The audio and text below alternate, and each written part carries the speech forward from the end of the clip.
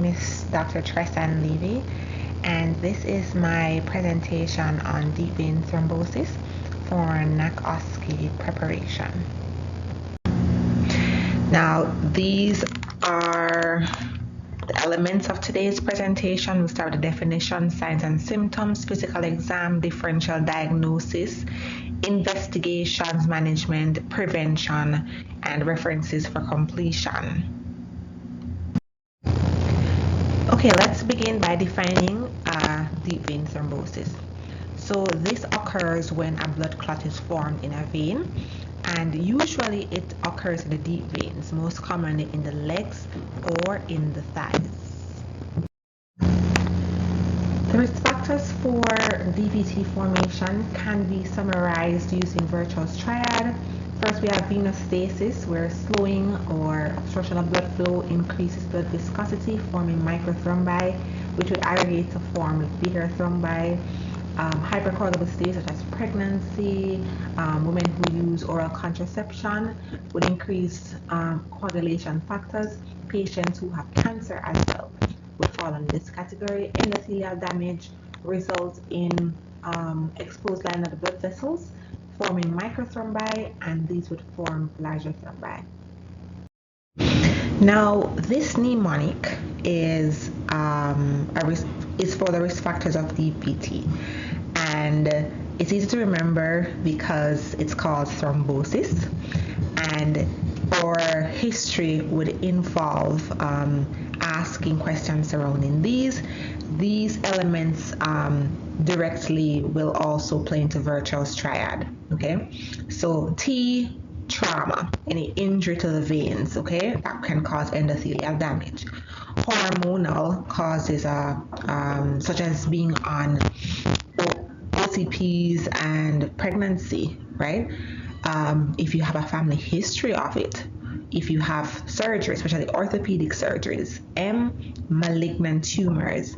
B, blood disorders. Polycythemia also creates a hypercoagulable state. Old age, obesity, these people tend to have somewhat of stasis, they're sedentary. Syndromes such as nephrotic syndrome with a loss of protein, you're losing like protein C, protein S, and those can make your blood clot. Immobilization, again, stasis, and serious illness such as HIV infections, diabetes, hypertension. These cause endothelial damage. Let's move on to physical examinations. So generally, we want vital signs on the patient. We want a temperature, elevated heart rate, respiratory rate, low saturation levels could clue us into a potential complication of a DVT, which would be a pulmonary embolus. We also want to inspect the leg. Are there any skin changes, including redness? Swelling, what's the calf circumference? This is usually measured 10 centimeters below the tuberosities, as well as if there's any superficial veins. Next, we want to move on to palpation. Is there any pain with palpation of the leg, especially calf tenderness? Does the patient have any increased warmth? Do we have any distal pulses? Does the patient have adequate capillary fill? As well as pitting edema, which is usually greater on the symptomatic leg, DVT leg. All right, so the signs and the symptoms, right? These occur due to the prevention of venous blood flow to the heart. So imagine there is blood coming into the leg, but the blood cannot get back to the heart. So of course you're gonna have swelling, right? You're gonna have pain because it's gonna be pressing on nerve endings. There may be redness, increased warmth. Phlegmasia ceruleus dolens and phlegmasia albadolens are two signs that are usually associated with DVTs. This picture depicts phlegmasia ceruleus dolens, and as we can see, the leg is quite swollen and having a reddish blue discoloration, which is typical of this presentation.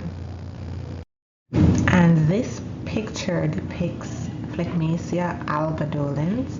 It's also called the milk leg, or the white leg, and it's usually caused by total occlusion of the deep venous system with some opening of superficial venous system. Some potential differential diagnosis for DVT could include venous insufficiency, cellulitis, lymphedema, trauma or muscle injury, ruptured Baker cyst, or even compartment syndrome.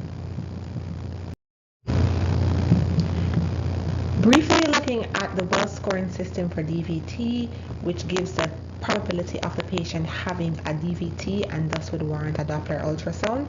The higher the score, the higher the probability. And based on clinical features listed here, the patient is assigned a score, and the total of all these scores that the patient would have would give them the probability. So investigations to confirm or rule out a DVT, top of the list would include a D-dimer, which is formed as a result of breakdown of clots as they dissolve. D-dimer becomes elevated in the blood. So if you have a high D-dimer, your probability of having a blood clot is high. And the reverse is true. If it's low, your probability of a clot is also low. Then we want to do our routine labs such as CBC, coagulation studies, ESR, kidney function, urinalysis, imaging, Doppler ultrasound to tell us if to confirm that the patient does have a DVT. Other options could be venography as well as MRI of the leg. And if you are suspecting that the patient has a pulmonary embolus, a VQ scan or spiral CT angiogram would be warranted. Let's look at management. Initially, we'd want to stabilize the patient, IV access, oxygen if needed. Anticoagulation would be the mainstay of treatment. Thrombolysis, so hypertensive patients with pulmonary embolism suspected. Inferior vena cava filters for those who are unable to get anticoagulation, as well as surgical thrombectomy. How do we prevent DVTs? First, we have prophylactic anticoagulation, which is usually offered to our admitted patients. Those undergoing surgery would require it as well, and our cancer patients, some of them, not all. We also encourage compressive devices such as our compression stockings, especially they're going on long trips. And we also encourage ambulation so that we can improve return of venous flow to the heart. These are my references, and we have come to the end of the presentation. Thank you very much for your attention. All the best in your NAC OSCE preparation and execution. I'm rooting for you. Take care.